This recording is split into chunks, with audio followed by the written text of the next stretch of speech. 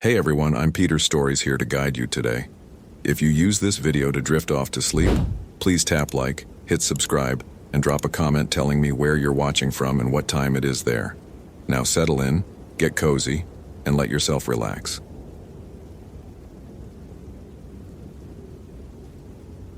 Matthew hadn't heard Lauren's voice in 3 years. Not since the incident. Not since he'd sworn off search and rescue work entirely, sold his climbing gear, and taken a desk job processing permits for the very parks he used to patrol. So when her name flashed on his phone screen at 2 a.m, his first instinct was to let it go to voicemail. His second instinct was to throw the phone across the room. He answered on the fourth ring. "Matt?" Her voice was barely a whisper, crackling with static or wind or something else he couldn't identify.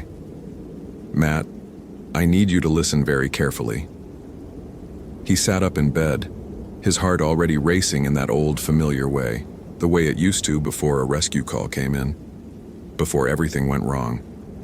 "Lauren, where are you? It's the middle of the..." "Shh." The sound was urgent, desperate. "Don't talk. Just listen. I'm in Olympic National Park, the Hoh Rainforest section. I went off trail 3 days ago following something. Matt, there's something wrong here. Something in the trees. I can hear it thinking." Matthew's mouth went dry. "You can hear what?" "Its thoughts. They're not words exactly. They're like whispers made of ice, Matt. They slide into your head when you're not paying attention, and then suddenly you're thinking things that aren't yours. Remembering things that never happened." Her voice broke. "I found others. There are others here. They're still alive, but they're not themselves anymore. Their eyes are wrong, empty, but full at the same time. Like there's something else looking out." Static consumed the line for a moment, and Matthew heard something in the background. A sound like wind through hollow trees, except it seemed to carry syllables, fragments of words in no language he recognized. "Lauren, get out of there, right now. Head back to the ranger station and..." "I can't." Her voice was flat now, emotionless. "It won't let me. Every path leads back to the same place. The same circle of stones that shouldn't be here. Matt, I'm calling because it wanted me to. It knows about you. It knows about what happened to Sarah." The name hit him like a physical blow. Sarah. His partner. 3 years ago in the Cascades, during what should have been a routine rescue. They'd found the missing hiker, delirious and rambling about voices in the dark. She'd attacked them both with inhuman strength, and in the struggle, Sarah had fallen. By the time Matthew had rappelled down to her, she was gone. The hiker had died too.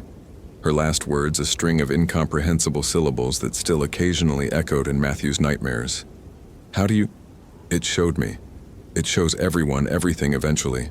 All your failures, all your fears, all the moments you wish you could take back, and then it makes you relive them. Over and over, until they're more real than reality." Lauren's breathing had become ragged. "I'm so scared, Matt. Please. You know this forest. You know how to find people when they don't want to be found. It's in my head now, showing me things.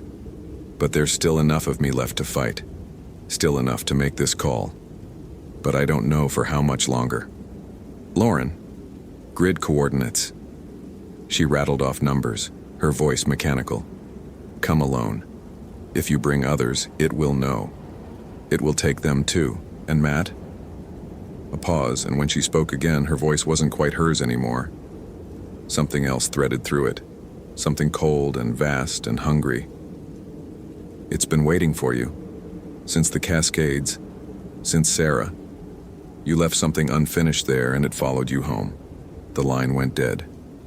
Matthew sat in the darkness of his apartment, the phone still pressed to his ear, listening to his own pulse thunder in his temples. Every rational part of his mind screamed at him to call the authorities, to let someone else handle this, to stay as far away from another forest rescue as humanly possible. He'd built his entire life around that decision after Sarah's death. Therapy twice a week for 18 months, medication for the panic attacks, a new job where the most dangerous thing he faced was a paper cut.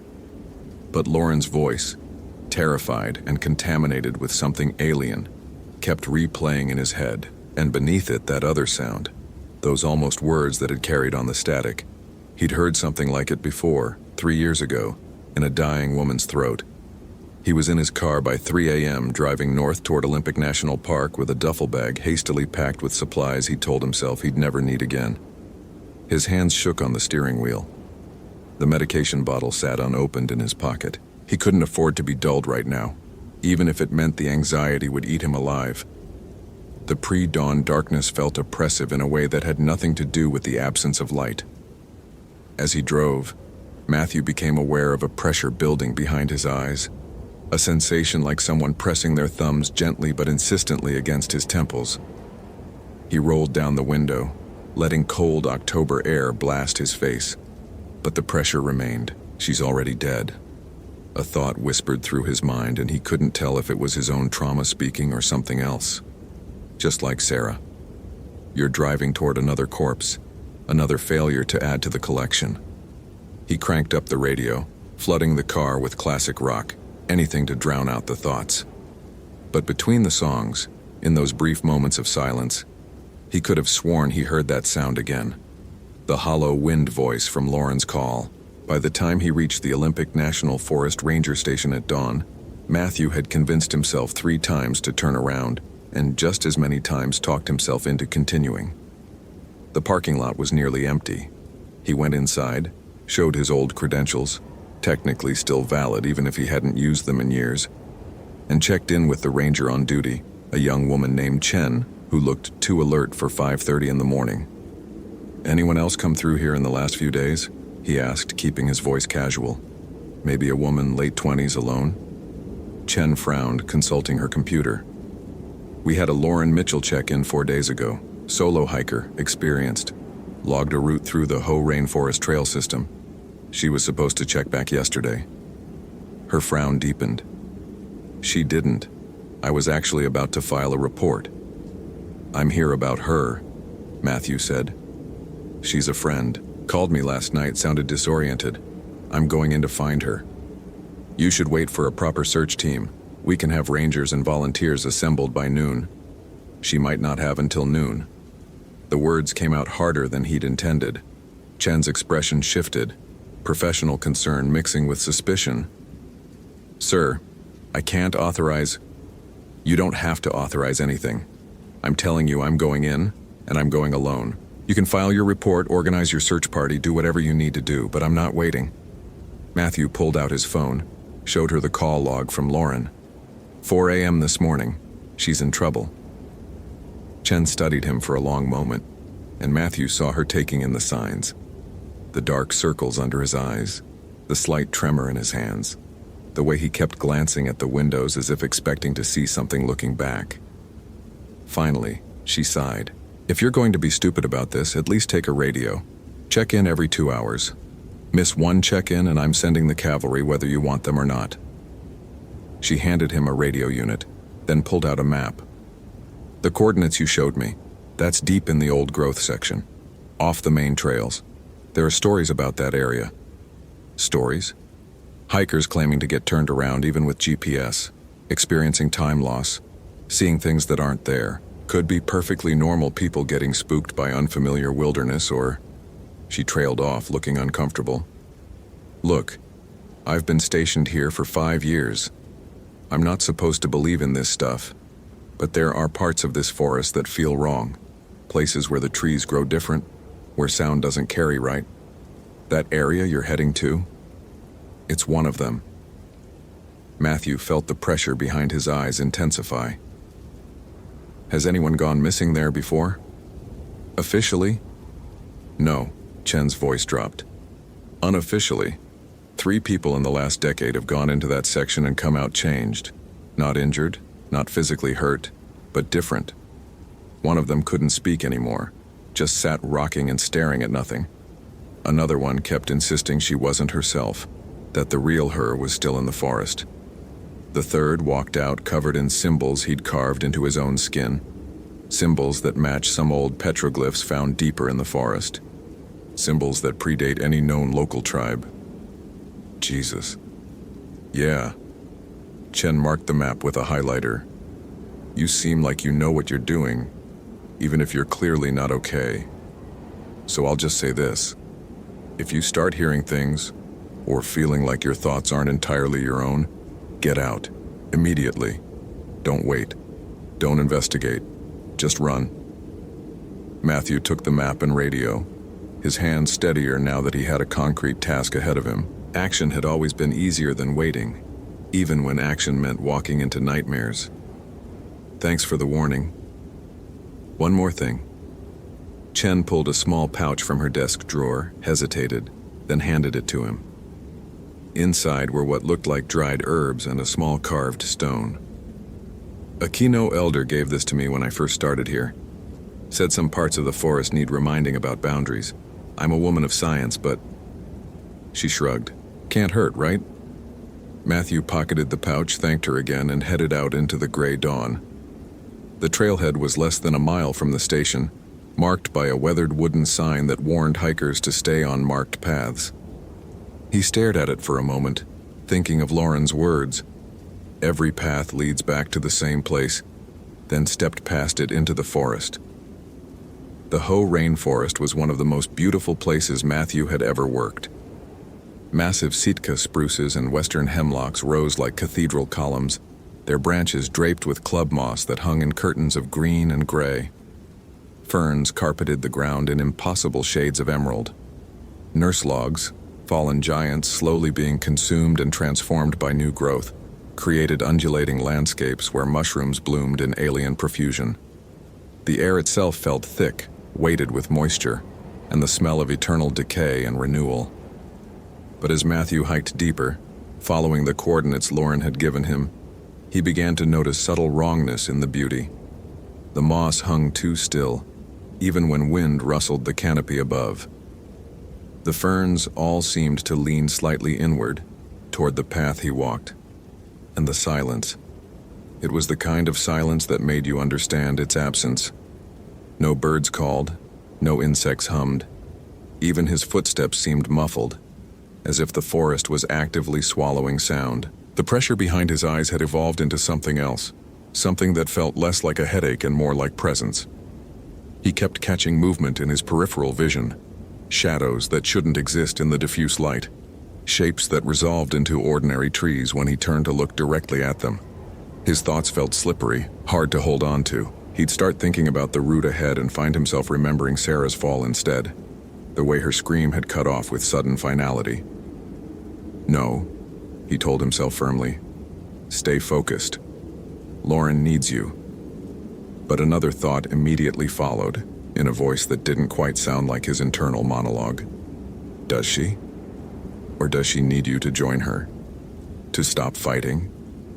Matthew stopped walking, closed his eyes, and counted to 10. An old grounding technique from therapy. Name 5 things you can see. He opened his eyes.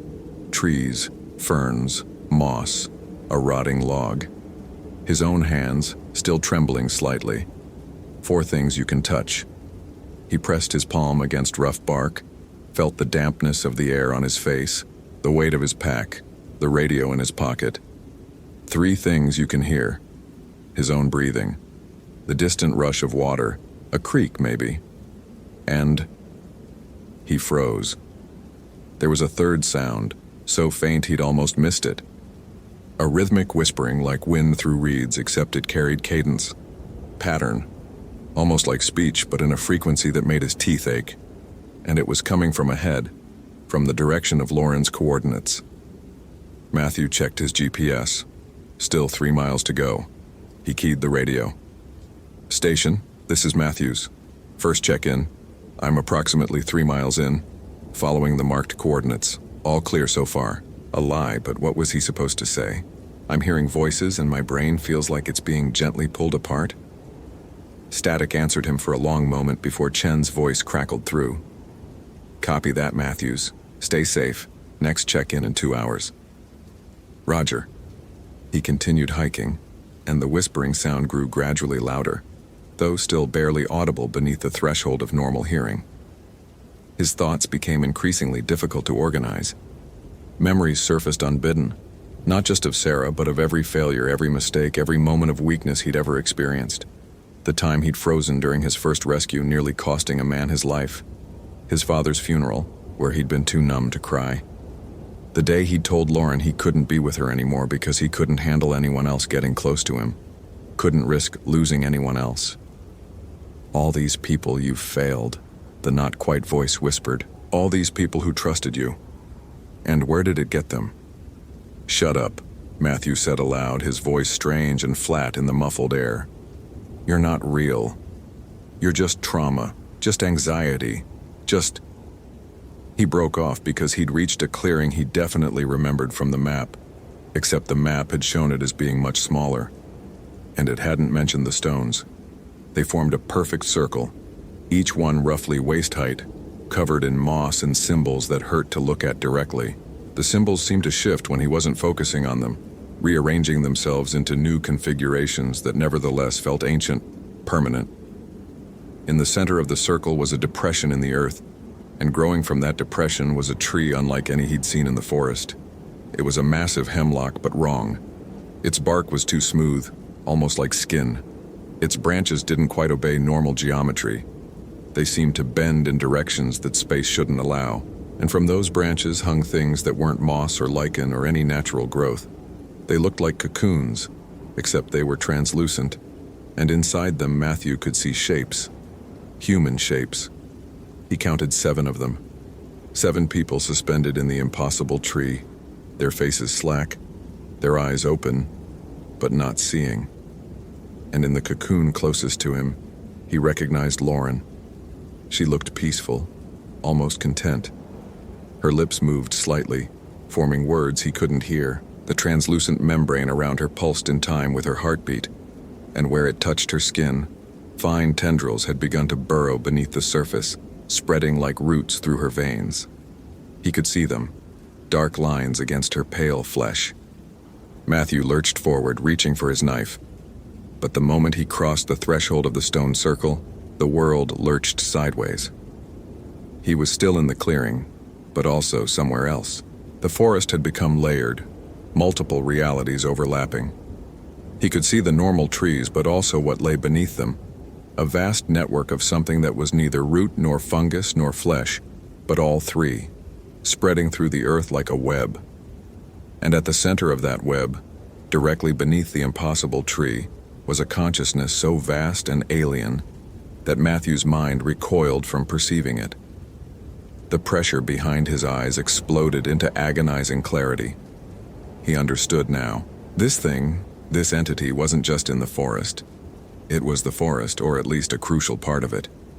It had existed here long before the trees, had shaped them, fed them, become them. And it fed on minds, on consciousness, on the rich complexity of human thought and fear and memory. The 7 people in the cocoons weren't dead. They were being slowly consumed, their minds dissolved and absorbed, their memories and emotions adding to the vast accumulation of experience the entity had gathered over centuries. And they felt no pain. The entity made sure of that. It filled them with peace, with contentment, with the sensation of finally coming home after a long and exhausting journey. Join them, the voice said, no longer distant, no longer subtle. It spoke directly into Matthew's brain with the force of absolute certainty. You're tired. You've been tired for so long. Ever since Sarah died, you've just been marking time, existing, but not living. Let me take that burden. Let me have your pain. I'll give you peace in return. I'll give you Lauren. I'll give you Sarah. I'll give you everyone you've ever lost, preserved perfectly in memory, and you can be with them forever. Matthew saw it then, a vision unfolding in his mind with hallucinogenic clarity. He saw himself climbing into one of the cocoons, felt the membrane close around him, warm and wet and welcoming. Felt the tendrils slide beneath his skin, spreading through his body like gentle fingers. And then, peace. Pure, uninterrupted peace. No more anxiety. No more guilt. No more memory of Sarah falling, her scream cutting off mid-cry. No more nights waking up drenched in sweat, convinced he'd heard her voice calling for help. Instead, there was just soft darkness. And in that darkness, Sarah was alive. Lauren was safe. Everyone he'd ever cared about existed in perfect preservation, and he could be with them, and nothing would ever hurt again. He took a step toward the tree. Then he felt it. The small pouch in his pocket, the one Chen had given him. The carved stone inside pressed against his thigh, and the sensation was like ice water in his face. The vision wavered, and Matthew saw what lay behind it, not peace, but dissolution. Not reunion, but consumption. The entity didn't preserve consciousness. It devoured it, broke it down into component parts, and incorporated those parts into its own vast, inhuman intelligence. The people in the cocoons weren't experiencing bliss. They were experiencing the death of self, stretched out over days or weeks. Their screams translated into contentment by the parasite that had invaded their minds. Matthew jerked backward, nearly fell, caught himself on one of the stone markers. His hand came away burning where it had touched the symbols, and the pain anchored him, gave him something real to focus on. "No," he gasped. "No, you don't get to do this. Not to Lauren. Not to me." The entity's response was immediate and overwhelming. Pain exploded through his skull as it forced its way deeper into his mind. No longer gentle, no longer seductive. This was violation, pure and simple. Matthew felt his thoughts being rifled through like files, his memories pulled out and examined and used against him. Every fear, every trauma, every moment of weakness became ammunition. He saw Sarah fall again, except this time it was his fault. He'd pushed her, hadn't he? He'd wanted her gone because she was better than him, braver than him, and he couldn't stand the comparison. He saw himself standing at the edge with his hands outstretched, her blood on his fingers. "That's not real," he shouted, but the memories kept coming, each one more twisted than the last. His father dying alone because Matthew hadn't visited enough. His mother crying at the funeral, blaming him with her eyes. Lauren screaming as she fell into the entity's clutches because he'd been too slow, too weak, too broken to save her. "You see?" the entity whispered. "You see what you truly are? Join us. Let go. Stop pretending you're anything but a collection of failures and fear." Matthew fell to his knees, his hands pressed against his temples, trying to hold his fragmenting mind together through sheer force of will. The rational part of him understood what was happening. The entity was inducing a psychotic break, was trying to shatter his sense of self so thoroughly that he'd welcome oblivion. But understanding didn't help. The false memories felt real. The guilt felt real. The crushing weight of every mistake he'd ever made felt real. He reached into his pocket with shaking hands and pulled out Chen's pouch. Inside was sage, he realized, and cedar, and the carved stone that was warm to the touch. He didn't know what tribe had made it or what it was supposed to do, but Chen had said it was about boundaries, about reminding things about limits. With the last of his coherent thought, Matthew threw the stone at the base of the impossible tree. The effect was instantaneous and devastating.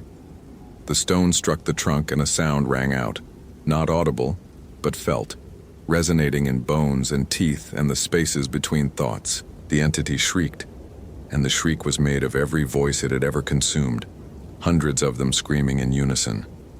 The layered reality collapsed back into singular focus. The cocoons began to dissolve, their membranes turning to mist that smelled of rotting vegetation. The 7 people fell, and Matthew surged forward, catching Lauren before she hit the ground. She was unconscious, cold, her skin marked with fading patterns where the tendrils had burrowed. But she was breathing. He checked the others, all alive, all breathing, though most were catatonic, eyes open and staring at nothing. The impossible tree was changing, its too smooth bark cracking and splitting. Underneath wasn't wood, but something else, something that writhed and pulsed with malevolent life. The entity was retreating, pulling back into the earth, but not before making one final assault on Matthew's mind.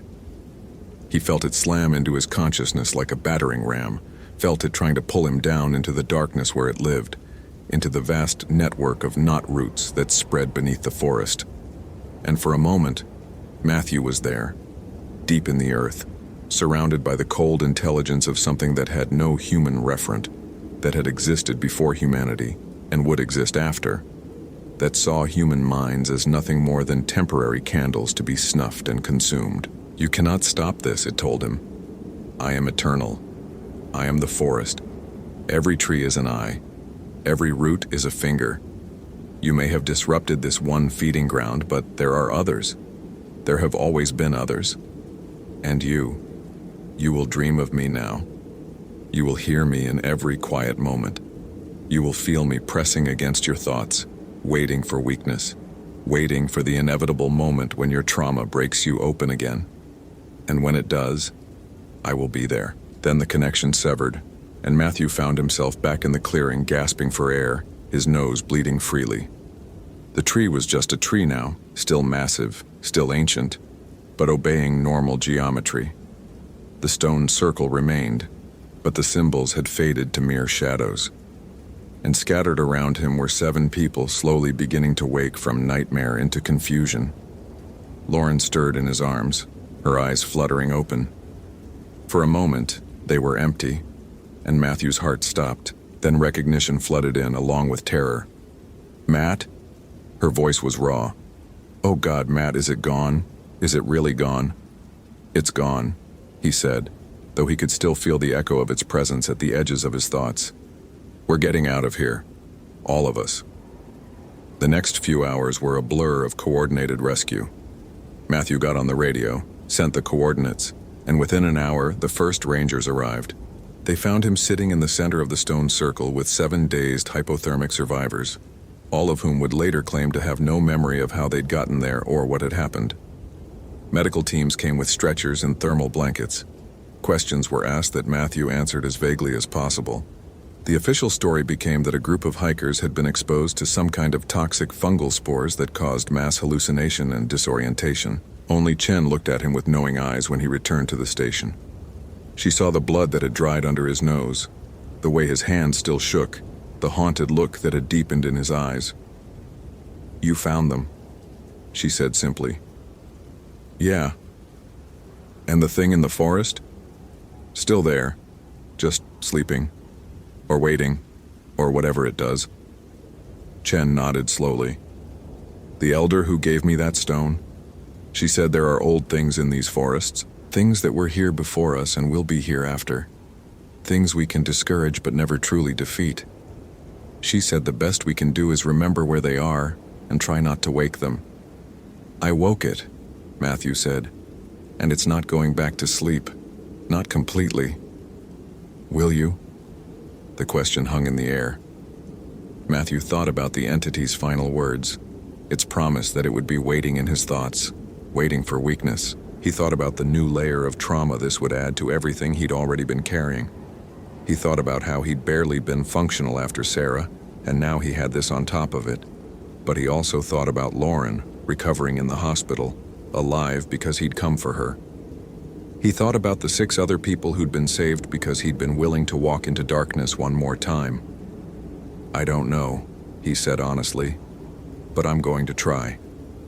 Lauren was released from the hospital 3 days later with a clean bill of health, though she'd requested a referral to a psychiatrist who specialized in trauma.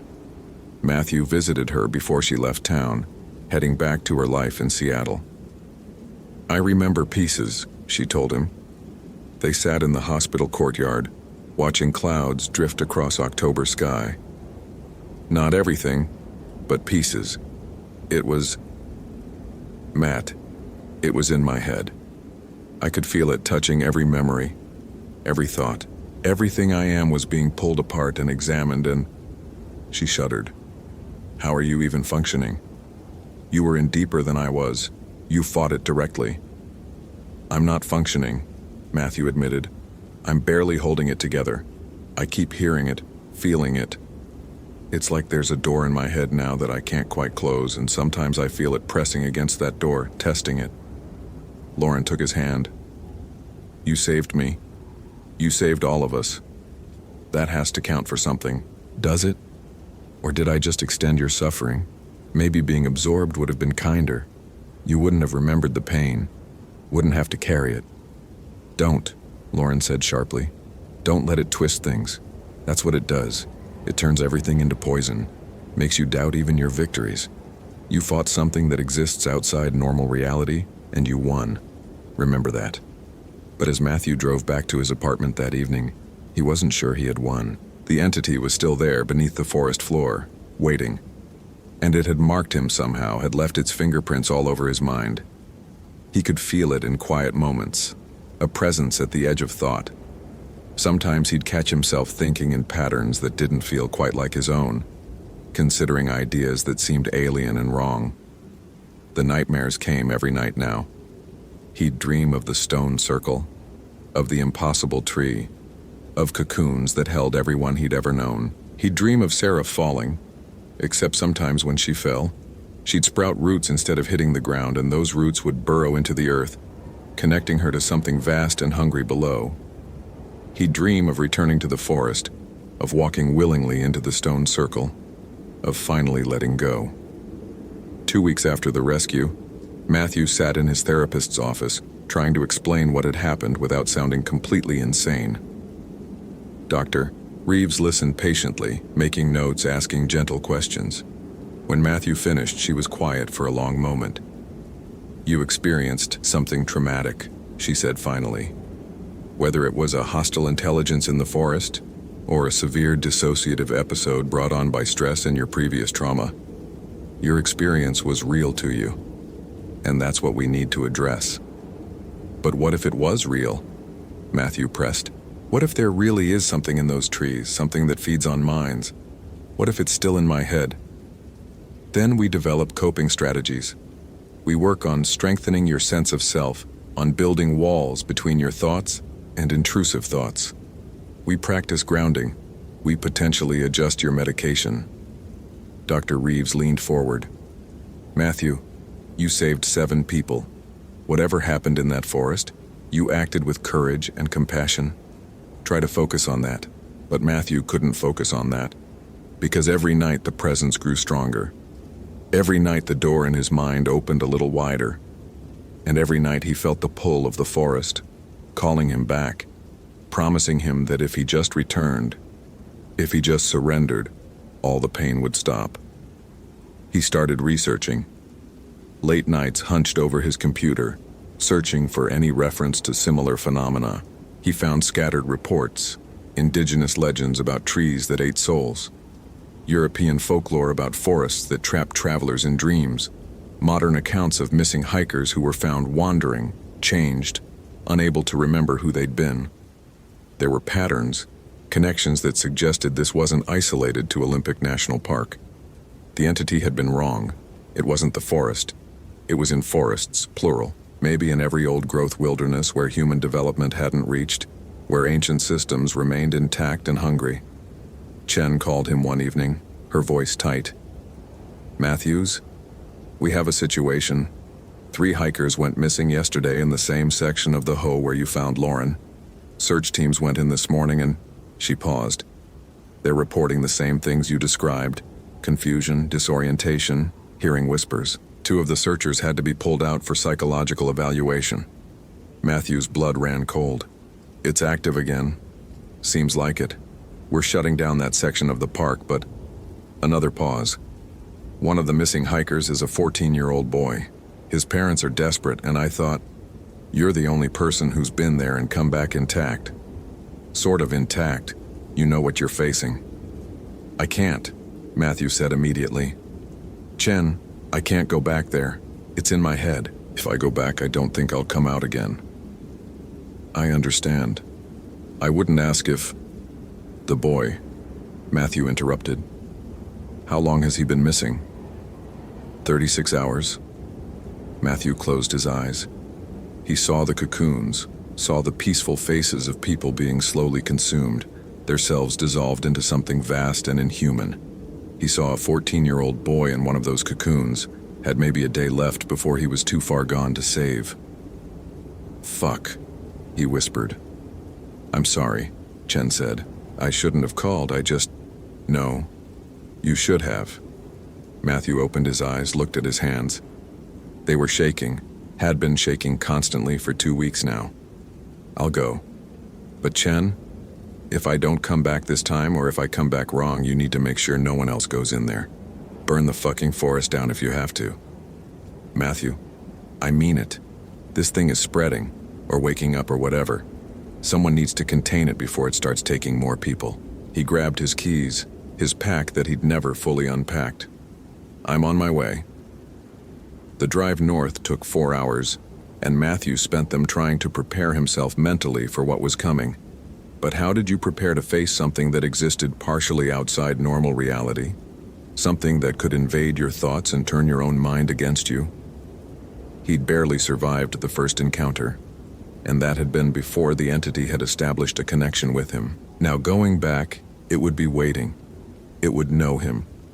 It would have had 2 weeks to understand how he thought, what made him vulnerable, how to break him. He was driving toward his own destruction, and he knew it. But a 14-year-old boy was in that forest and no one else could save him. Chen met him at the ranger station with a small team. Experienced search and rescue personnel who'd been briefed on the unusual circumstances. They didn't know the full truth, but they knew something in that section of the forest was dangerous in ways that had nothing to do with bears or weather. We go in, we find the boy, we get out, Chen said. No heroics, no investigation. If things start feeling wrong, we retreat immediately, agreed? The team nodded, but Matthew could see the determination in their eyes. They were the type of people who went into burning buildings to save strangers.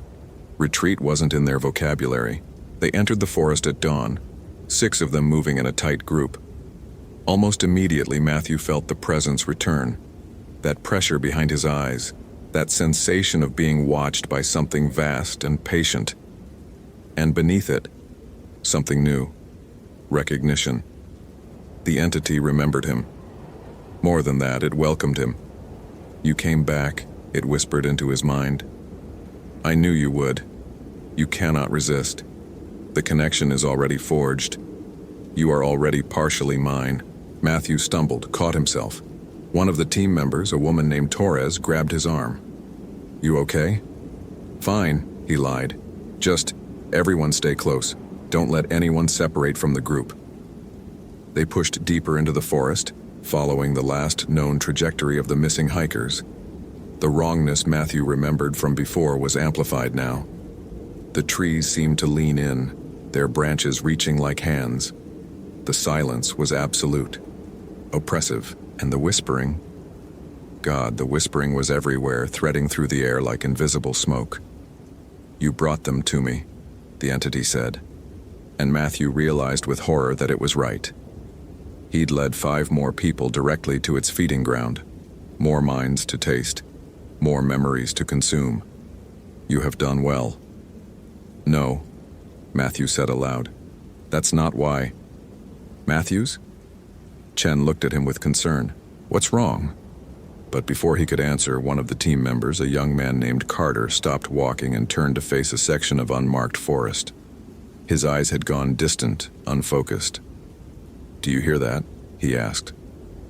There's someone calling. I think it's my brother, but he's been dead for 3 years. Carter, don't... Torres started, but Carter was already walking off the path, pushing through ferns toward something only he could see. The team surged after him, but the forest had become fluid. Paths opening and closing, distances stretching impossibly. Matthew felt space distort around him, felt reality becoming negotiable. They were in the entity's domain now, and it was done being subtle. The stone circle appeared without warning, the same one as before. But now there were 10 cocoons hanging from the impossible tree. 3 of them looked fresh. Inside one, Matthew could see a teenage boy, eyes open, lips moving in silent speech. Get them down, Chen shouted, and the team sprang into action. But the moment they crossed into the circle, the entity struck. Matthews felt it slam into all of them simultaneously, a psychic assault of overwhelming force. He watched Torres collapse, clutching her head. Chen dropped to her knees, eyes rolled back. Carter simply stood frozen, tears streaming down his face. And Matthew felt the door in his mind blown completely open. The entity flooded in, no longer content to whisper, no longer satisfied with subtle infiltration. It wanted complete possession, wanted to add his mind to its collection. He felt his sense of self beginning to dissolve, felt his memories being pulled apart and scattered. He was Matthew, 32 years old, failed rescuer, haunted by trauma. He was the entity, ageless and vast, consumer of consciousness. He was both. He was neither. He was the carved stone. The one Chen had given him, the one he'd used to disrupt the entity before. He still had it, had picked it up from the clearing and kept it as a talisman. His hand, no longer entirely certain it was his hand, fumbled in his pocket, closed around warm stone. But this time the entity was ready. It recognized the stone, understood what it was. An anchor. A boundary. A piece of human intention crystallized into matter, carved by someone who understood that belief itself could be a weapon against things that existed in the spaces between thought and reality. "You cannot use that against me twice," the entity said. "I have adapted. I have learned." And it was right. When Matthew pulled out the stone, nothing happened. The entity had fortified itself, had learned to shield itself from simple disruptions. The stone was just a stone now, rendered inert against something that had centuries to evolve its defenses. Matthew looked at his unconscious team, looked at the cocoons hanging from the tree, at the boy inside slowly being consumed, looked at Carter standing frozen, his mind already half absorbed. And he made a decision that he'd been avoiding since the first moment he'd felt the entity's presence. If the entity wanted his mind so badly, he'd give it to it. All of it, every traumatic memory, every moment of guilt and pain and self-loathing, every nightmare, every anxiety attack, every failure. He'd open himself completely and let it all flood in, but not as surrender, as weapon. Matthew stopped fighting. He dropped every defense, tore down every wall, and invited the entity fully into his consciousness. And the entity, hungry and arrogant and ancient, took the invitation. It flooded into his mind like a tidal wave, reaching for his memories, his sense of self, his core being, and found exactly what Matthew wanted it to find. 3 years of unprocessed trauma. The sound of Sarah's scream, the sight of her broken body, the months of therapy, medication, breakdown after breakdown, the panic attacks, the nights he'd considered ending it all, the weight of every person he'd failed to save, every mistake he'd ever made, every moment of weakness and fear and despair. He gave it all to the entity at once. And the ancient thing that had consumed countless minds over centuries discovered that human consciousness could be a poison as well as a meal. Matthew's trauma was so dense, so concentrated, so absolute that it was toxic. The entity tried to process it, to break it down and absorb it the way it had absorbed thousands of other minds. But trauma doesn't break down easily. It spreads. It infects. It metastasizes. Matthew felt the entity recoil, felt it trying to pull back, but he held on with desperate strength. If he was going down, he was taking it with him. He forced every memory forward, made the entity experience them fully, made it feel Sarah's death from his perspective, the guilt, the horror, the way it had shattered his sense of self, made it understand what it was like to be human, to be fragile, to be mortal. The impossible tree began to shake. The cocoons started dissolving. Around the clearing, the team members stirred, gasping. And inside Matthew's head, the entity screamed, a sound of pain and confusion and something else. Recognition, maybe, or regret. "What have you done?" it asked, and for the first time its voice carried something like fear. "What are you?" "Someone who's been broken before," Matthew whispered. "Someone who knows how to survive in pieces." The entity fractured, not destroyed. Matthew understood instinctively that it couldn't be destroyed, that it was too deeply woven into the forest itself, but damaged, fragmented. Its vast intelligence scattered into confused pieces that would take decades, maybe centuries, to reassemble. And in that fragmentation, it released its hold on the people it had been consuming. The 10 cocoons dissolved completely. The impossible tree became just a tree. The stone circle's symbols faded to ordinary moss. And Matthew collapsed, his mind a battlefield, scarred and smoking but still fundamentally his. Chen crawled to him, her face pale. "Matthews, stay with me. What just happened?" "I won," he said, though the word felt hollow. "But not the way I wanted to." The rescue team extracted all 10 victims alive. The teenage boy recovered quickly, with no memory of what had happened. Most of the others were similar. They'd been too newly captured for the entity to have fully invaded their minds. But 2, including Carter, would require extensive psychiatric care. They'd been too close to complete absorption. And Matthew was changed in ways that terrified him. The entity was gone from the forest, dispersed, no longer a coherent threat. But pieces of it remained in his head, scattered fragments that had nowhere else to go. Sometimes he'd think a thought that felt wrong, alien, too vast for human consciousness. Sometimes he'd see the world the way the entity had seen it, as patterns of consciousness rippling through physical matter, every mind a candle flame in darkness.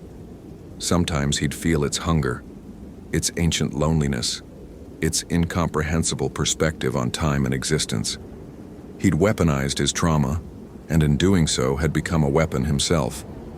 Not quite human anymore, but not entirely other either. Something in between. Something new. "Doctor." Reeves was concerned but professional when he tried to explain. "This sounds like a complex form of dissociation, Matthew. The mind creates defense mechanisms when—" "It's not dissociation," he interrupted. "I absorbed part of it. Or it left part of itself in me, I don't know which. But I'm not entirely myself anymore. What do you want to do about it?" That was the question, wasn't it? Matthew looked at his hands, steady for the first time in weeks. Looked at his reflection in the window, seeing himself but also seeing deeper, seeing the strange hybrid he'd become.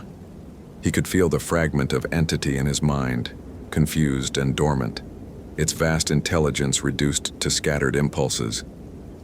"I want to learn to live with it," he said finally, "because I don't think I have a choice, and because—" He paused, considering. "Because maybe it's not entirely a curse.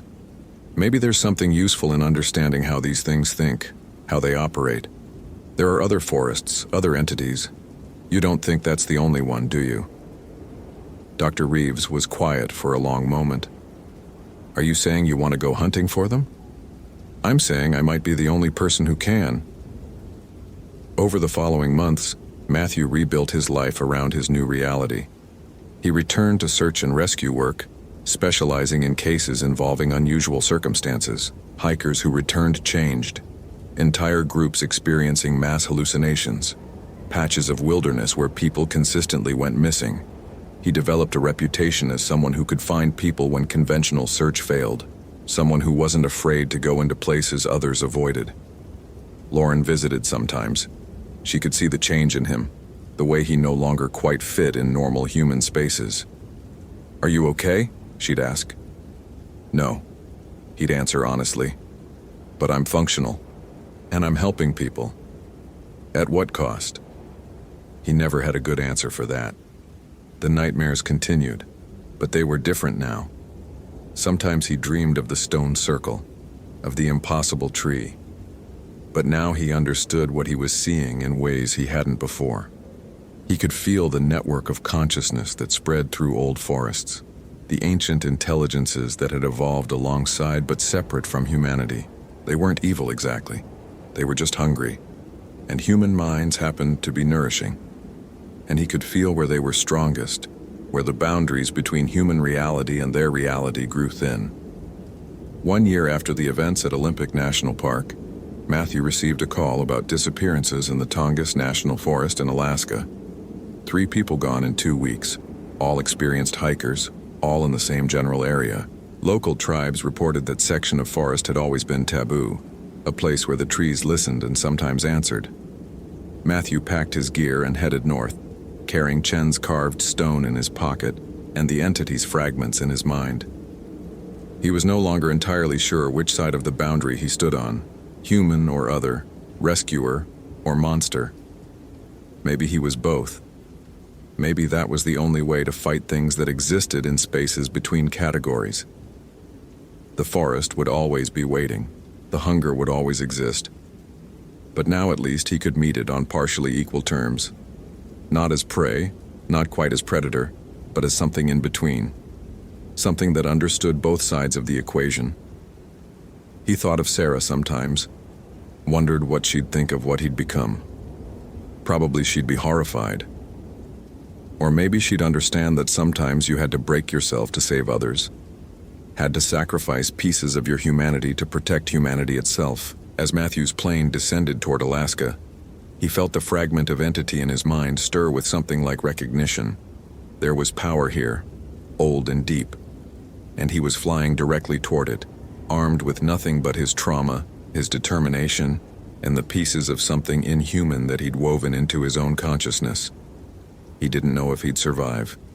He'd stopped caring about survival somewhere along the way. What mattered was the work.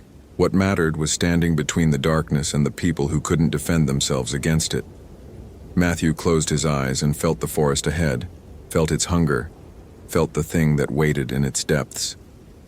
And he smiled, an expression that was partly human, partly something else, wholly terrifying to anyone who might have seen it. "I'm coming," he whispered to the darkness. "And this time, I'm ready for you." The plane touched down, and Matthew stepped out into the cold Alaskan night, already hearing the whispers that drifted down from the mountains, already feeling the pull of ancient intelligence testing the boundaries of his mind. Behind him, a life he could never fully return to. Ahead, forests full of horrors that most people would never believe existed. But he'd believe. He'd know, and he'd walk into them anyway, carrying his scars like armor and his trauma like a weapon. No longer quite human, but not quite monster. Something in between, something necessary, something that would haunt the things that haunted others. And in the deepest part of his mind, where Matthew ended and the entity fragment began, something that might have been either of them thought, "This is how we survive. By becoming what we fight. By embracing the darkness so completely that we become the light's last, desperate, terrible hope." The forest waited. Matthew walked in. If this story gave you chills, consider following for more quality psychological horror. Could you have survived in Matthew's place? What would you sacrifice to save someone?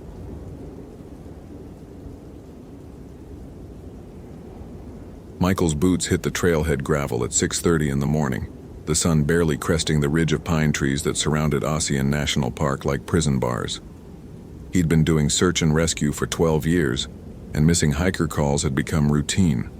City people who wandered off marked trails ran out of water, twisted an ankle. They usually turned up within 24 hours, dehydrated and embarrassed. This one would be no different. The park ranger who'd called it in, a nervous kid named Torres who couldn't have been more than 25, met him at the trailhead with a clipboard and badly concealed anxiety. Michael recognized the type immediately. Fresh out of training, probably his first missing person case, treating it like the end of the world. "Michael Reeves?" Torres asked, though he clearly already knew. "Thanks for coming out so fast." Michael nodded, adjusting the 60-pound pack on his shoulders like it weighed nothing. At 6'3" and 220 pounds of muscle earned through years of climbing, hiking, and hauling people out of impossible situations, the weight barely registered. "Give me the details." Megan Hartley, 23, solo hiker. Checked in at the ranger station 3 days ago, said she was taking the Northwood Loop. Should have been back yesterday morning. We found her car still in the parking lot. Torres consulted his clipboard with shaking hands. No one's heard from her since check-in. 3 days isn't that long, Michael said, though something in his gut, that instinct honed over a decade of wilderness work, twisted slightly. The Northwood Loop was a moderate trail, well-marked, popular enough that other hikers would have seen her. 3 days of silence was unusual, but not impossible. Weather been clear? Mostly. Some fog the last 2 nights. Torres hesitated. There's one more thing. This is the 3rd disappearance in this area in 18 months. Michael's eyes narrowed. Third? Why wasn't I called for the other two? Different circumstances. First one was a hunter. Figured he went too deep into the backcountry. Second was an elderly bird watcher. Assumed he had a medical emergency we just haven't found yet. Torres swallowed hard. But three in the same general area. The park superintendent wanted someone with your experience. The compliment would have meant more if Michael couldn't see the fear in Torres's eyes. The kid was spooked, probably reading too much into coincidence. People disappeared in national parks more often than the public realized. Usually they turned up dead from exposure, falls, or getting lost in terrain that all looked the same. Still, Michael made a mental note to ask more questions later. Show me her planned route. Torres spread a topographical map across the hood of Michael's truck. The Northwood Loop circled through dense pine forest, following an old creek bed for about 8 miles before looping back. Easy terrain, nothing technical. His finger traced the path. She should have hit these waypoints. Clearwater Spring at mile 3, the old fire lookout at mile 5, then back down through Whistler's Gorge. Any idea where she might have deviated? No, but Torres pulled out his phone, showed Michael a photo. A young woman with dark hair pulled back in a ponytail, bright smile, expensive hiking gear. She looked capable, prepared, not the type to make rookie mistakes. Her last post on social media was from Clearwater Spring. That was 2.5 days ago. Michael studied the photo, committing her face to memory. It was easier to search when you remembered you were looking for a person, not just a missing item. I'll radio in every 2 hours. If you don't hear from me by 1800, send backup. Be careful out there, Torres said, and something in his voice made Michael pause. That area, some of the old-timers say it's got a bad feeling. Local tribes used to avoid it. Michael almost laughed. Superstitious nonsense. He'd heard variations of this story at a dozen different parks. Haunted forests, cursed mountains, angry spirits. It was always the same. People died doing stupid things in the wilderness, and the locals invented ghost stories to explain preventable deaths. Nature didn't need supernatural explanations. Nature was dangerous enough on its own, and Michael respected it, but he didn't fear it. I'll be fine, he said, shouldering his pack. It's just trees. The trailhead disappeared behind him within 15 minutes, swallowed by the dense congregation of pines that gave Ossian its name. The morning was cool, mid-50s. Perfect hiking weather. His breath came easy despite the elevation gain. The trail was well maintained here. Pine needles soft under his boots, the sound of his footsteps muffled by the forest floor. Michael had always felt comfortable in the wilderness. More comfortable than in cities, than in crowds, than anywhere people gathered in numbers that made his skin crawl. Out here, things made sense. Cause and effect. Action and consequence. You respected the mountain, and the mountain let you pass. You prepared properly, and you survived. It was simple, honest, and Michael appreciated honesty. He made good time, covering the first 3 miles in under an hour. Clearwater Spring bubbled up from a rock formation exactly where the map promised. Crystal water pooling before trickling down to join the creek. This was where Megan had posted her last photo. Michael circled the area, looking for any sign of her. A dropped item, a footprint, anything that might indicate which direction she'd gone from here. Nothing obvious presented itself. The ground was too hard, too covered with pine needles to hold clear prints. He did find a granola bar wrapper wedged between 2 rocks, recent enough that it hadn't faded, old enough that it could have been there for days. Megan's brand? Impossible to tell. He bagged it anyway. The trail continued upward from the spring, winding through trees that grew denser, older. Michael noticed the change gradually. The pines here were massive, some of them probably 300 or 400 years old, their trunks wider than his arm span. The canopy closed overhead, dimming the morning light to a perpetual twilight. The temperature dropped a few degrees. Normal forest stuff, but his gut twisted again, that instinct whispering that something was off. He stopped listening. The forest was quiet. Too quiet. No bird calls, no rustle of small animals in the underbrush, no buzz of insects. Just silence, broken only by his own breathing and the distant murmur of the creek. Probably just the time of day, Michael told himself. Animals quiet down during midday heat. Except it wasn't midday yet, and it wasn't hot. He shook off the unease and kept moving. He was here to find Megan, not jump at shadows. The old fire lookout appeared at mile 5, exactly on schedule. It was a wooden structure built in the 1950s, now half collapsed and covered in moss. Park Service kept meaning to tear it down, but never got around to it. Michael circled it, checking for any sign that Megan had stopped here. He found her bandana tied to one of the lookout's support beams. Michael's heart rate kicked up a notch. This was recent. The fabric was clean, not weathered. Megan had definitely been here, but why leave the bandana? A marker? A signal? He untied it carefully, noting that it had been secured with a clove hitch, a proper knot. Intentional, not just blown by wind and caught accidentally. Then he saw the message scratched into the wooden beam beneath where the bandana had hung. Wrong way. The letters were crude, carved with something sharp. Maybe a knife, maybe a rock. Fresh scratches, the wood inside still pale. Michael felt the back of his neck prickle. Wrong way from what? Wrong trail? But the Northwood Loop was clearly marked, impossible to miss unless you deliberately left it. He pulled out his radio. Torres, this is Reeves. Found evidence at the fire lookout. Subject definitely came through here. She left a message. Wrong way. Does that mean anything to you? Static crackled for a moment before Torres responded. Wrong way? Like, she took a wrong turn? That's what I'm trying to figure out. Are there any unmaintained trails in this area? Old logging roads, game trails, anything someone might confuse with the main path? A longer pause. There's an old trail that branches off about a quarter mile past the lookout. It was abandoned in the 70s, doesn't appear on modern maps. It goes deeper into the forest, toward the old growth section. But it's been closed for decades. There should be a sign. Michael moved past the lookout, scanning the trail ahead. Sure enough, quarter mile up, he found where a secondary path diverged into the trees. The sign that should have warned hikers away lay on the ground, snapped off at its post. Not rotted, broken. Recently. Found it, Michael radioed. Sign's been vandalized. Looks like she might have gone this way. Michael, wait. Torres's voice carried an edge of panic. That trail leads to the Forgotten Grove. That's where the other two disappeared.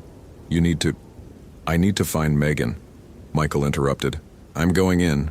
Mark my position. He clicked off before Torres could argue.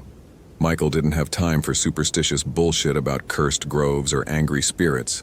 A woman was missing, possibly injured, and she'd gone down this trail. End of discussion. The abandoned trail was narrower, overgrown but still passable. Branches caught at his pack and sleeves. The trees here were even older, even larger, ancient giants that blocked out most of the remaining light. Michael pulled out his flashlight even though it was barely noon. The beam cut through the dimness, illuminating a path that seemed to swallow the light rather than reflect it. He'd gone maybe half a mile when he found the first marker. It was a pile of stones, stacked deliberately in a cairn about 3 feet high. But these weren't trail markers. Michael had seen enough of those to recognize the difference. These stones were arranged in a specific pattern, almost ritualistic, with what looked like dried blood smeared across the top rock. Fresh blood. Recent. His radio crackled. Michael, please respond. What's your status? I'm fine, he said, though his voice came out harder than intended. Found something strange. Stone pile with what looks like blood. Animal, probably. Get out of there, Torres said immediately. That's a boundary marker. The old-timers say the forest marks its territory. If you see those, you're supposed to turn back. Torres, I appreciate the folklore lesson, but I'm following evidence of a missing person. Michael kept his voice steady, professional. I'm not turning back because someone stacked some rocks. He moved past the marker, noting that there were more of them now scattered through the forest at irregular intervals. All the same, stone cairns, all with that dark staining. The trail continued, but it was getting harder to follow, overgrown to the point where he was pushing through underbrush that clawed at his clothes and skin. Then the trees opened into a clearing, and Michael stopped dead. The Forgotten Grove. It was a perfect circle, maybe 200 feet across, where no trees grew. Just bare ground, hard-packed earth, and silence so complete it seemed to have weight. In the center of the clearing stood a single massive pine, easily 1,000 years old, its trunk scarred and blackened as if struck by lightning repeatedly over centuries. Around its base, more stone cairns formed a ring, dozens of them, and something hanging from the branches. Michael approached slowly, every instinct screaming at him to turn around, to run, to get the hell out of this place. But he'd never run from anything in his life, and he wasn't about to start now. He was here to find Megan. That was the job. As he got closer, he realized what hung from the branches. Clothes. Dozens of pieces of clothing. Jackets, shirts, pants, boots. All different sizes and styles, all weathered by time. Some looked decades old, rotted and falling apart. Others were newer. One of them was a bright blue hiking jacket, women's size small. The same jacket Megan had been wearing in her photo. Michael's mouth went dry. He reached for his radio, but his hand froze halfway because he'd just noticed something else. The clothes weren't just hanging, they were arranged, positioned like scarecrows, stuffed with something to give them form. And beneath each one, at the base of the tree, were more cairns, smaller ones. Marking what? Graves. Jesus Christ, Michael whispered. This wasn't a missing person case. This was a mass grave. He keyed his radio with shaking fingers. Torres, I need immediate backup and law enforcement. I've found... The radio died. Not static, not interference, just dead, like the battery had been ripped out. Michael checked it, his tactical training overriding his shock. Battery was fine, full charge. The device simply wouldn't turn on. His flashlight died next, then his backup flashlight. Then his watch stopped, the digital display going blank. The forest had gone from silent to something worse, a kind of anti-sound, a pressure in the air that made his ears ache.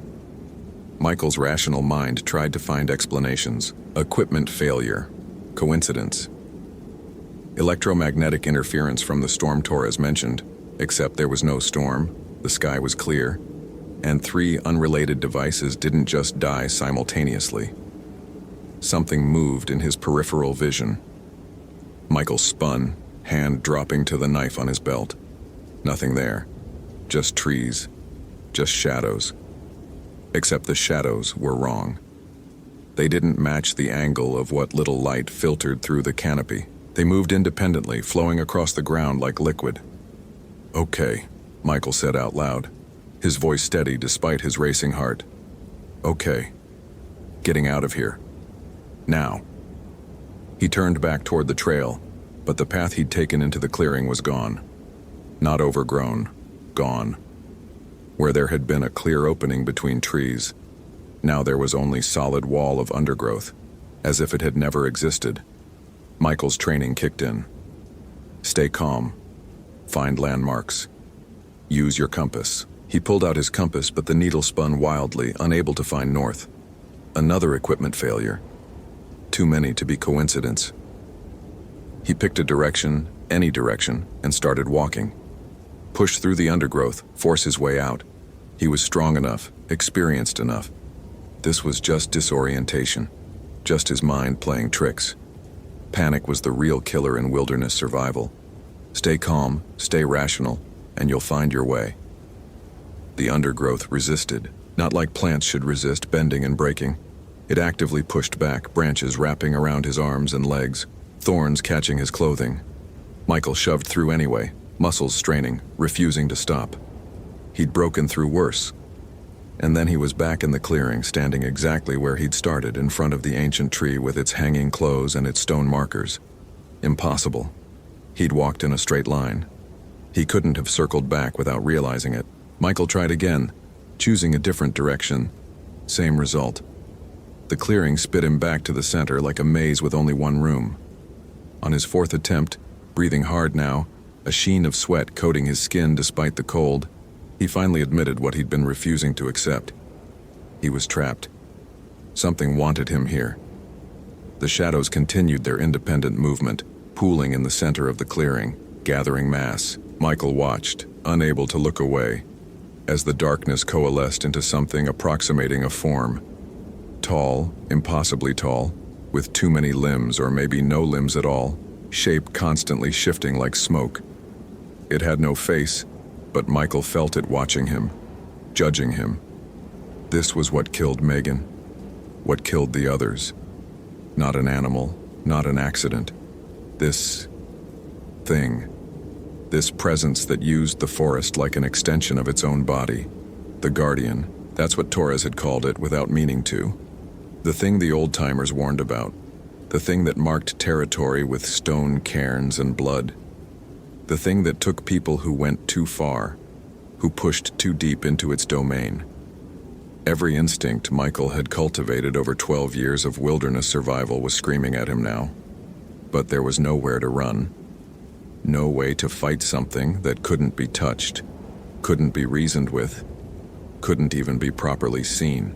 His strength, his experience, his unshakable courage, all of it meant absolutely nothing against this. For the first time in his adult life, Michael felt what he'd sworn he'd never feel again.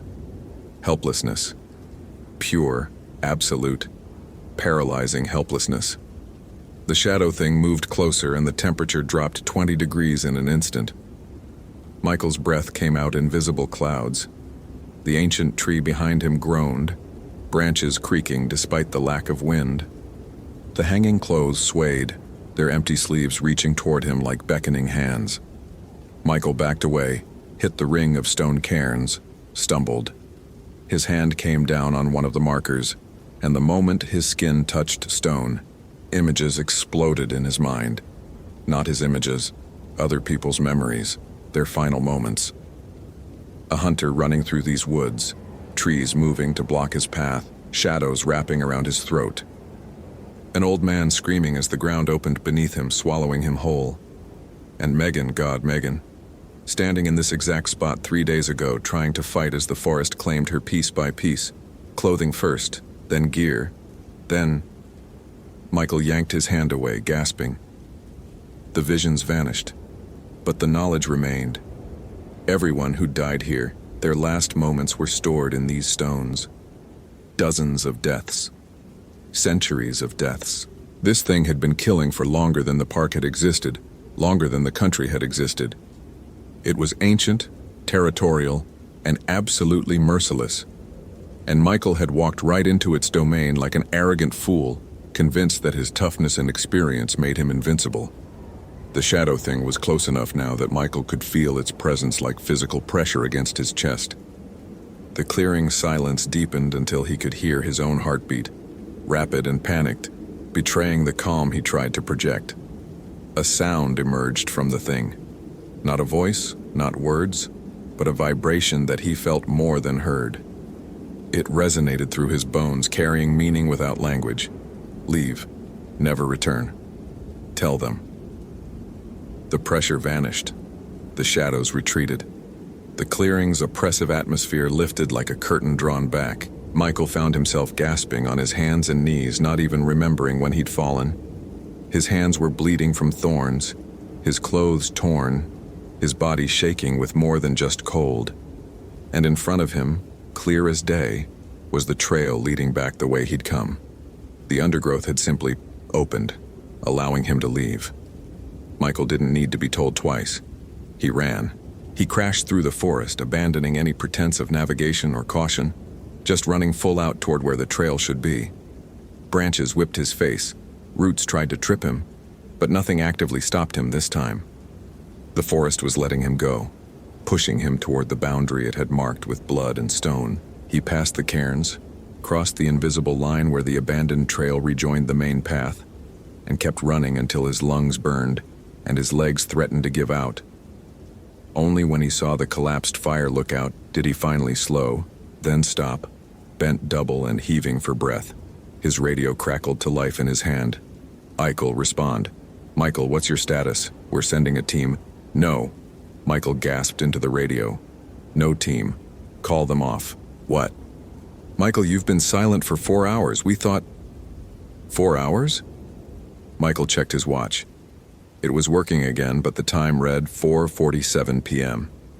He'd entered the clearing around noon. 5 hours gone, feeling like minutes. Time worked differently in there. Everything worked differently.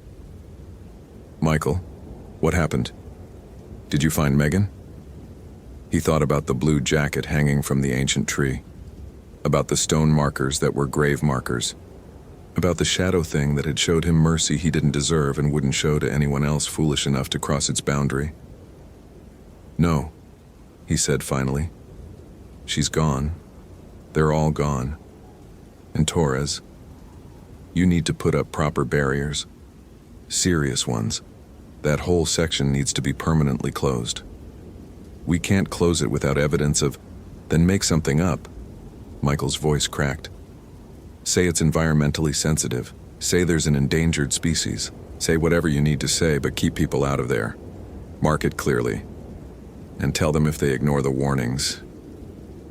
He trailed off, remembering those empty clothes, those stone graves, those final moments of terror burned into rock. Tell them there's no rescue. Anyone who goes in doesn't come out. Silence on the other end. Then, Michael, you're scaring me. What did you see? What could he say? That the wilderness he'd spent 12 years treating as an adversary was actually home to something far worse? That strength and courage and experience meant nothing against forces that had existed before humans even named these mountains?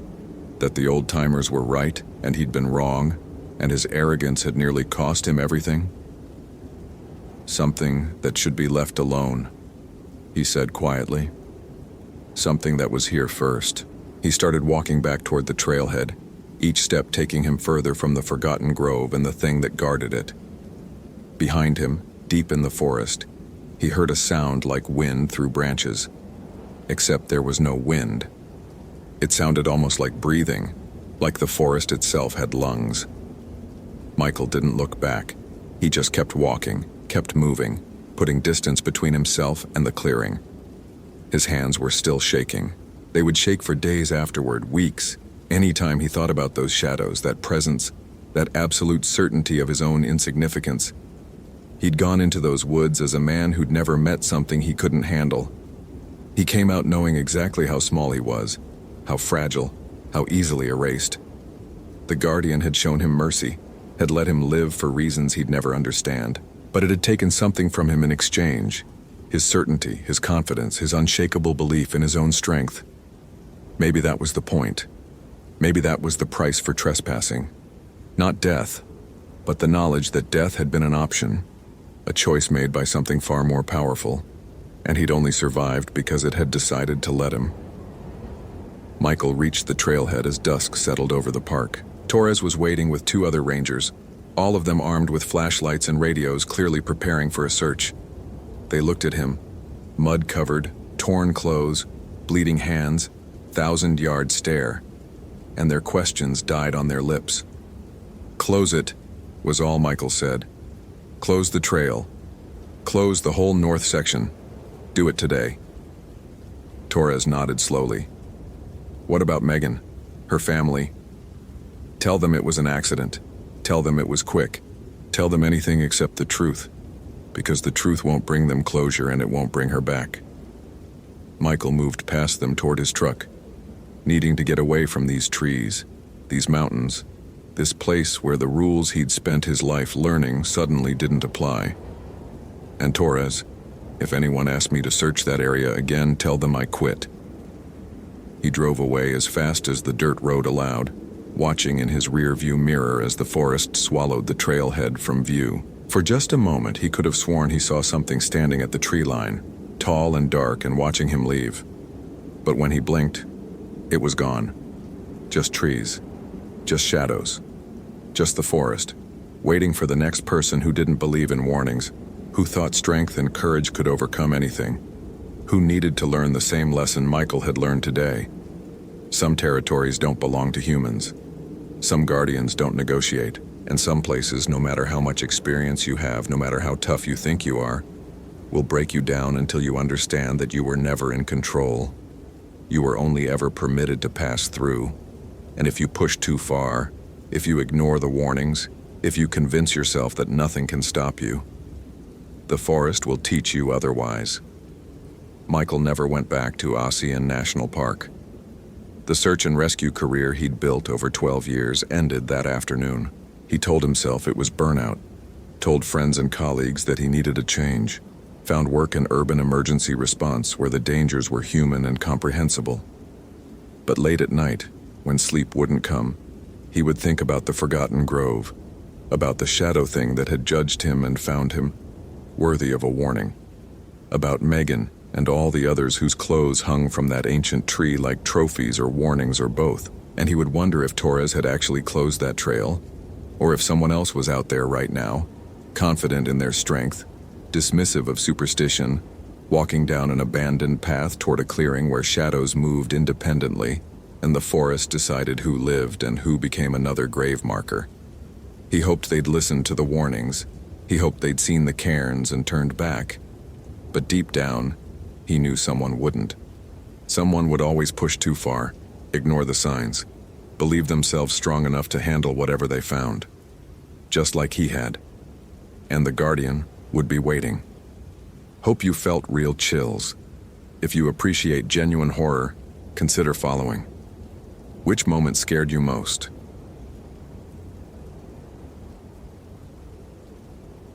Sarah's hands trembled as she listened to Mark's voicemail for the 100th time. The phone pressed against her ear like a lifeline. His voice cracked through the static, barely recognizable through the terror. Sarah, something's wrong here. The trails, they're not where they should be. I've been walking in circles for hours, but the markers keep changing. And the sounds, a long pause filled with rustling leaves and something else. A low, resonant humming that seemed to come from the earth itself. If you're listening to this, don't come looking for me. Don't come to Blackwood. There's something in these woods that doesn't want us here. The line went dead. That was 3 days ago. Now Sarah stood at the entrance to Blackwood National Forest, her backpack loaded with supplies the park rangers had reluctantly provided after she'd threatened to go in anyway. The afternoon sun filtered through the canopy ahead, casting long shadows that seemed to writhe and shift with each breath of wind. The parking lot was empty except for Mark's blue Honda, still sitting where he'd left it, covered in a thin layer of morning dew that suggested it hadn't been disturbed. Miss Chen, I have to advise against this one more time, Ranger Williams said, his weathered face creased with genuine concern.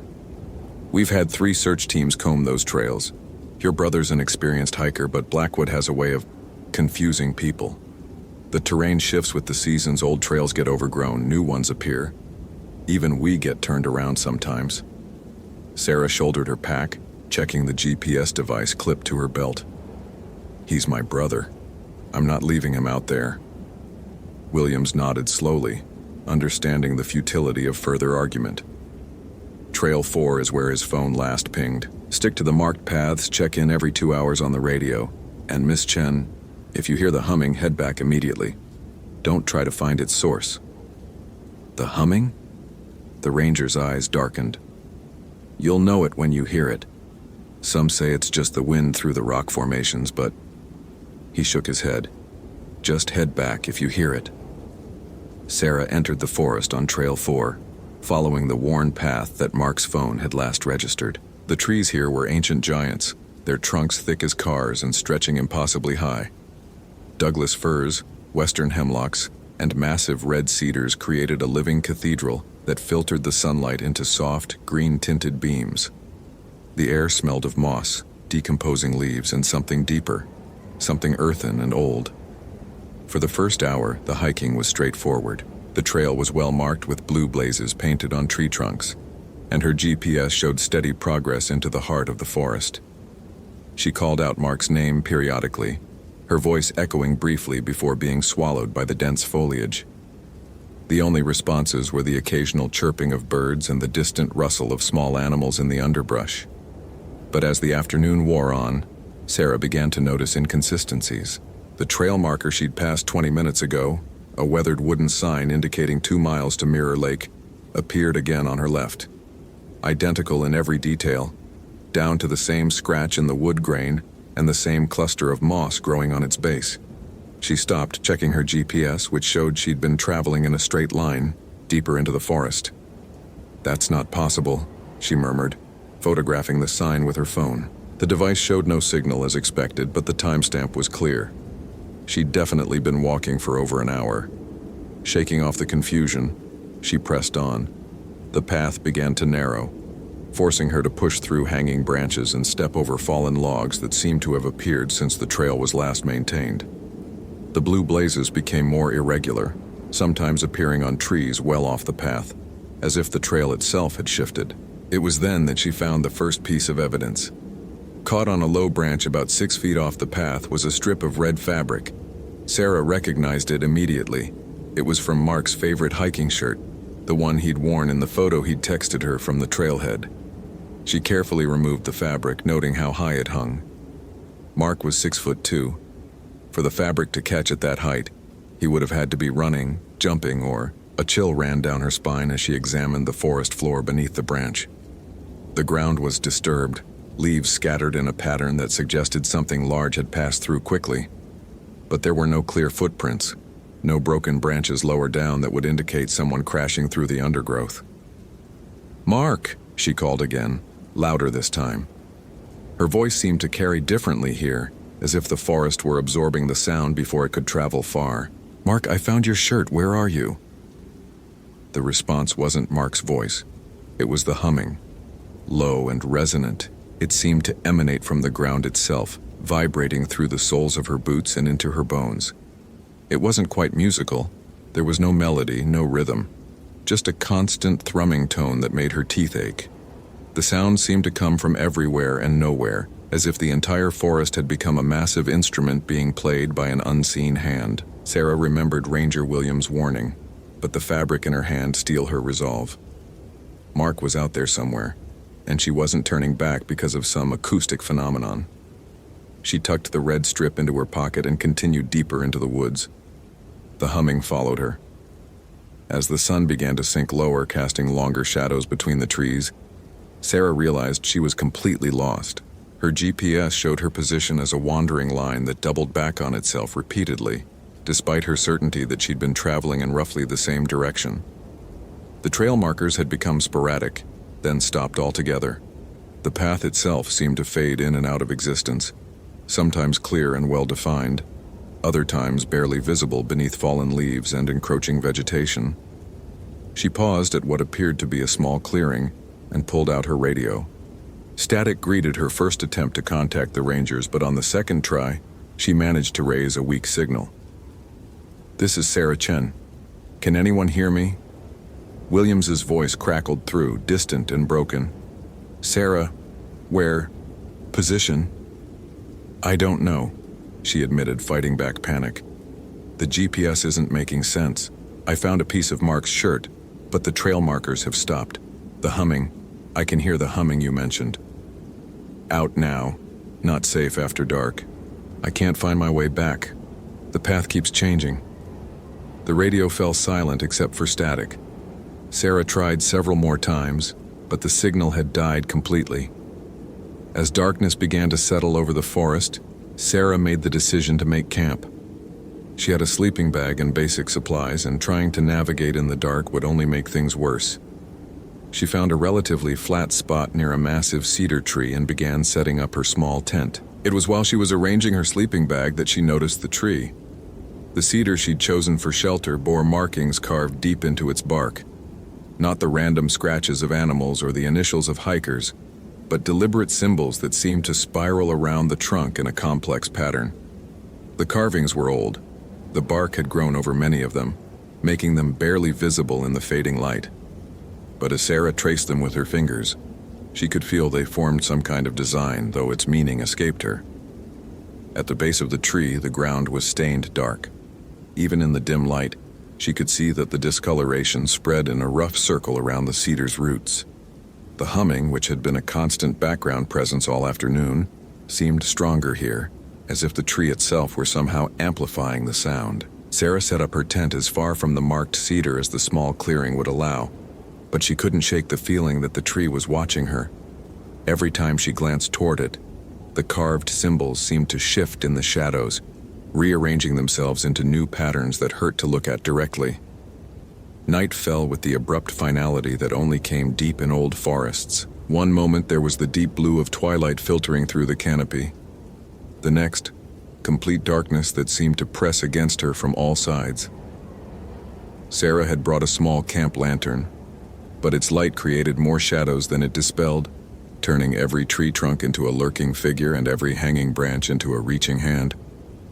She was trying to heat water for instant coffee when she heard Mark's voice. "Sarah, Sarah, I'm here." She dropped the camp stove, sending the small pot clattering across the clearing. "Mark, where are you?" "I'm lost, Sarah. I can't find the way out. Help me." His voice seemed to come from somewhere beyond the edge of the clearing, deeper in the forest. Sarah grabbed her flashlight and moved toward the sound, her heart pounding with relief and adrenaline. "Keep talking, Mark. I'm coming." "This way, Sarah. Follow my voice." She pushed through the undergrowth at the edge of the clearing, following the sound of her brother's calls. But as she moved deeper into the trees, something began to feel wrong. Mark's voice never seemed to get closer, always staying just ahead of her, just out of sight. And there was something odd about his words. They were the right words in the right voice, but they felt hollow somehow, like an echo of an echo. "Sarah, where are you? I need help." The voice was behind her now. Sarah spun around, her flashlight beam cutting through the darkness to illuminate nothing but trees and shadows. "Mark, I'm here. Where did you go?" "Help me, Sarah. It's got me." The voice came from above her. Sarah pointed her flashlight upward, the beam revealing the twisted branches of an ancient hemlock. There was nothing there, but Mark's voice continued to call out, now from multiple directions at once, each cry more desperate than the last. "It's got me! Help! Sarah, please!" The voices overlapped, creating a cacophony of distress that seemed to surround her completely. Some sounded exactly like Mark. Others were close but wrong, like recordings played at the wrong speed. Sarah realized with growing horror that she was being led away from her camp, deeper into the forest where the humming grew stronger with each step. She turned and ran. Branches tore at her clothes and face as she crashed through the undergrowth, her flashlight beam bouncing wildly as she tried to find her way back to the clearing. Behind her, the chorus of Mark's voice grew louder, more insistent, taking on a quality that was definitely not human despite the familiar tone and words. "Sarah, don't leave me, come back. Sarah!"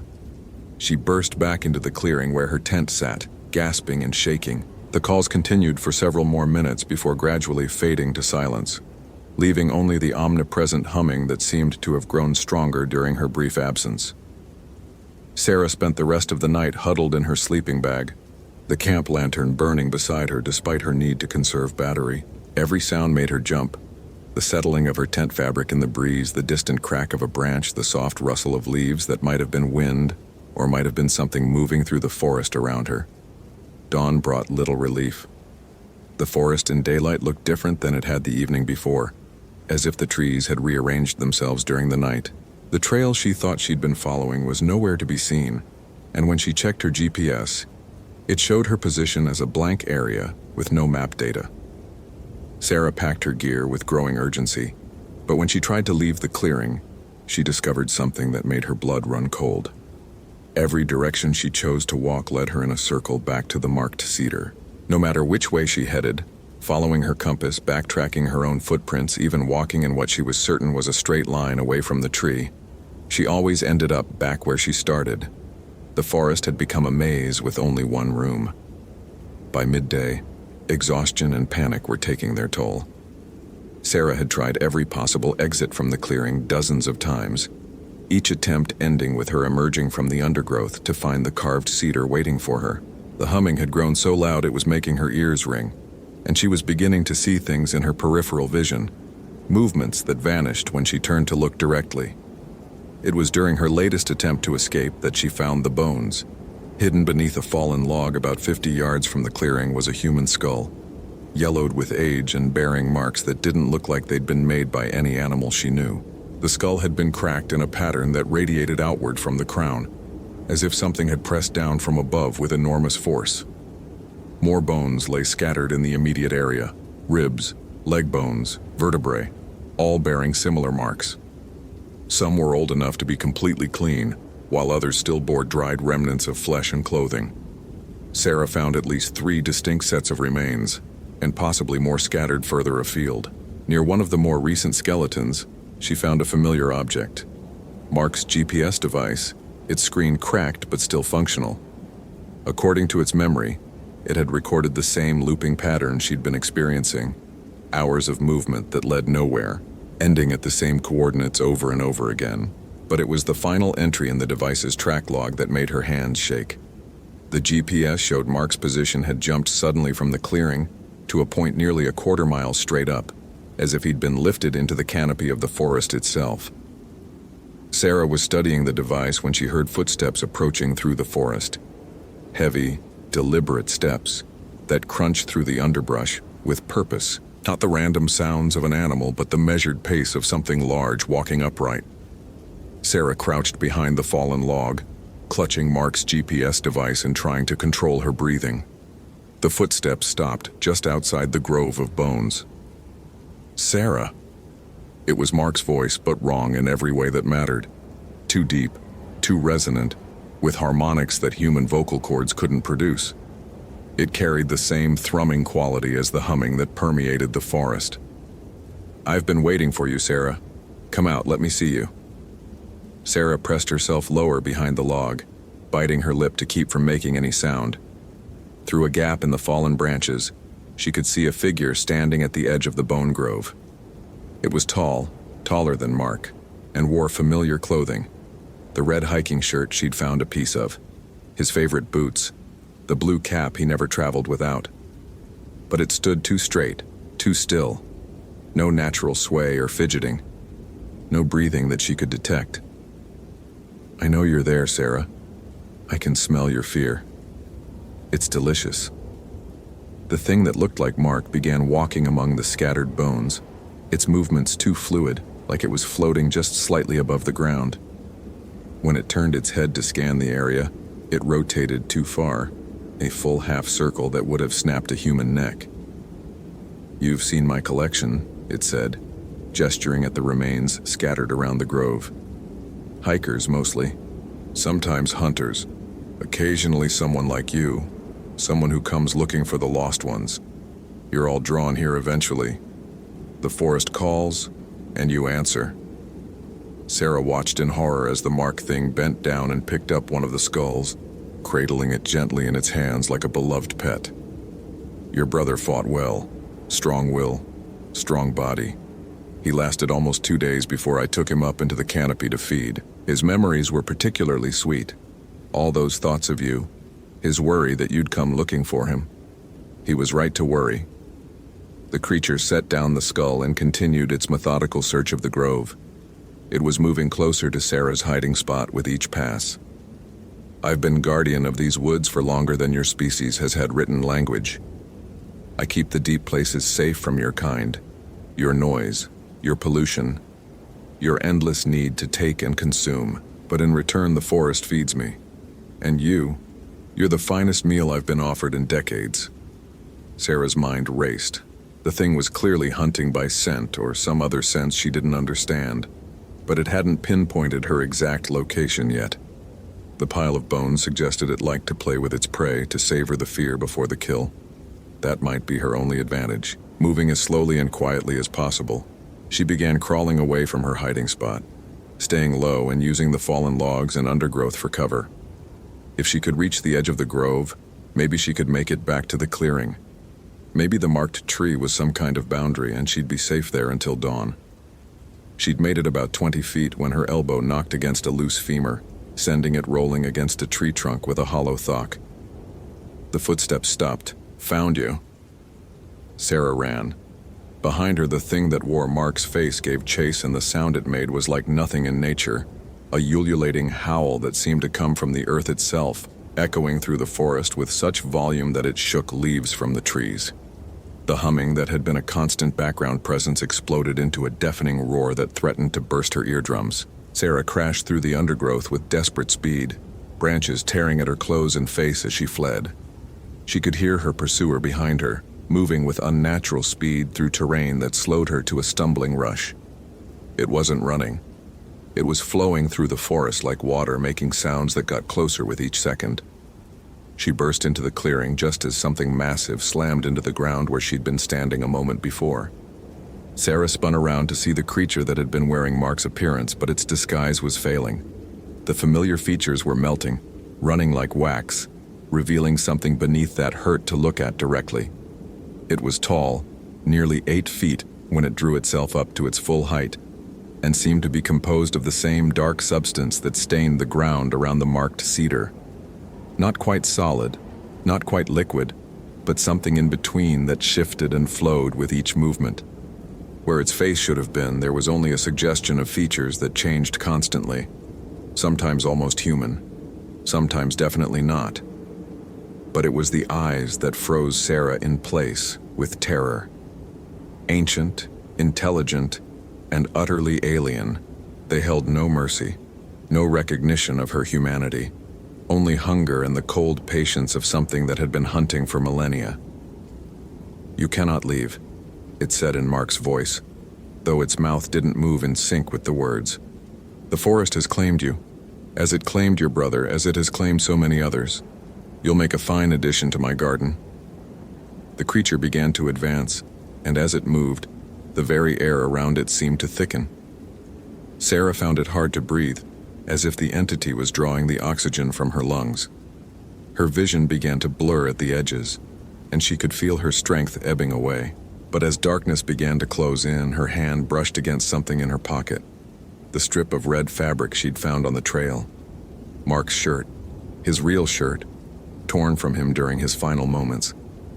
And in that instant, she understood. The creature fed on fear, on despair, on the helpless terror of those who wandered into its domain. But it also needed to understand its prey, to get inside their heads enough to mimic their loved ones convincingly, which meant somewhere in its ancient alien mind were Mark's actual memories, his love for her, his protective instincts, his knowledge of the forest from years of hiking. Sarah pulled out the fabric and held it high. "You want me to be afraid?" she said, her voice stronger than she felt. "But you made a mistake. You learned too much from my brother." The creature paused, its fluid features showing something that might have been confusion. "Mark knew these woods better than anyone. He taught me to read trail signs, to navigate by landmarks to survive in the wilderness. And he taught me the most important rule of all." Sarah began backing toward the marked cedar, the strip of fabric clutched in her fist. "Never feed the wildlife." She threw the fabric at the creature's feet and sprinted to the carved tree, pressing her back against its trunk. The symbols carved into the bark began to glow with a faint phosphorescent light, and the humming sound changed pitch, becoming higher, more urgent. The entity recoiled as if struck, its form becoming more unstable. "You don't understand," it said, but now its voice was overlapping with itself, Mark's tones mixing with something far older and more terrible. "I am the guardian. I protect these sacred places." "You're a parasite," Sarah replied, pressing harder against the tree. The symbols were definitely glowing now, and she could feel warmth spreading through the bark at her back. "Mark's memories showed me. These markings aren't yours. They're warnings. Warnings put here by people who knew what you were and how to contain you." The creature let out another of its impossible howls, but this time there was pain in it, and something that might have been fear. It began to retreat from the tree, its form becoming more dispersed with each step away from Sarah. "The humming," Sarah continued, pieces of understanding clicking together in her mind. "It's not you hunting. It's you calling for help. You're trapped here, bound to this place by whatever ritual created those symbols. And every time someone gets lost in these woods, every time you feed, the binding gets a little weaker. I will not be caged, the entity shrieked, lunging toward her with desperate fury. But as it reached the boundary marked by the tree's root system, it hit an invisible barrier that sent it tumbling backward. The symbols on the cedar flared brighter, and the humming became a sound of pure anguish that echoed through the forest. Sarah watched as the creature began to dissolve, its stolen form breaking apart and flowing back into the earth around the tree's base. The darkness that had stained the ground for so long began to recede, being drawn back into whatever prison the ancient markings maintained. The forest will remember, the entity said as it faded, its voice becoming fainter with each word. Others will come. Others will feed me. I am patient. I am eternal. Maybe, Sarah said, pulling out her phone to photograph the symbols on the tree. But now I know how to keep you contained. As the entity finally disappeared completely, the oppressive atmosphere of the forest began to lift. The humming faded to silence, and for the first time since entering Blackwood, Sarah could hear normal forest sounds. Birds chirping, the rustle of small animals in the underbrush, the whisper of wind through the canopy. More importantly, she could see the trail. It was there, clear as day, leading away from the clearing in a direction she was certain hadn't existed moments before. Her GPS suddenly showed a clear signal and her exact position on the trail system. The forest had released her, but as Sarah gathered her gear and prepared to leave, she took one last look at the grove where she'd found the bones. The skeletons were gone, not scattered or hidden, but simply absent, as if they'd never existed. The only sign of what had transpired was a small pile of personal effects: hiking boots, watches, GPS devices, and other gear from the creature's victims. Among them, she found Mark's wallet. Sarah made it back to the ranger station as the sun was setting, her emergence from the forest marking exactly 24 hours since she'd entered. Ranger Williams was waiting for her, his face showing relief mixed with something darker, the expression of someone who'd seen too many people enter Blackwood and never return. "Did you find your brother?" he asked, though his tone suggested he already knew the answer. Sarah handed him Mark's wallet and GPS device. "I found what happened to him, and I found why people keep disappearing in there." Williams examined the devices, then looked back at Sarah with new attention. "You look like you've seen something. Want to tell me about it?" Over the next hour, Sarah told him everything. The creature, the symbols on the tree, the grove of bones that had vanished when the entity was forced back into its prison. Williams listened without interruption, occasionally nodding as if confirming details he'd suspected but never been able to prove. "We've always known there was something wrong with that part of the forest," he said when she finished. "Too many disappearances, too many stories from the few who made it out. But we could never prove anything, never find evidence. The official reports always blamed equipment failure, getting lost, animal attacks." "The tree with the symbols," Sarah said. "Someone needs to maintain those markings. They're the only thing keeping that thing contained." Williams nodded grimly. "There are old stories among the local tribes about a guardian spirit that went bad, became something that fed on human fear and flesh. They say their ancestors bound it to protect the rest of the forest.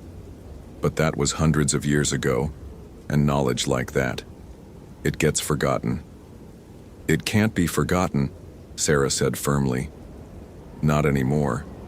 I took pictures of the symbols, recorded GPS coordinates. Whatever ritual created that binding, we need to make sure it stays strong." As she drove away from Blackwood National Forest that evening, Sarah couldn't shake the feeling that the entity was still watching her, still waiting. It had said the forest would remember, that others would come to feed it, and despite the binding that held it trapped, she knew it was probably right. But now someone else remembered too, someone who had seen its true nature and lived to tell about it. And as Sarah began researching the area's indigenous history and reaching out to tribal elders who might know the old stories, she made herself a promise. Mark would never be forgotten, and the thing that had taken him would never be allowed to break free of its ancient prison. The forest might call to others, but now someone would be listening for those calls, ready to answer with knowledge instead of fear. The guardian had found its guardian, The end, hope this story gave you genuine chills. That moment when Sarah realized the creature had learned too much from Mark's memories. Could you feel the shift when the hunter became the hunted? Which scene scared you most?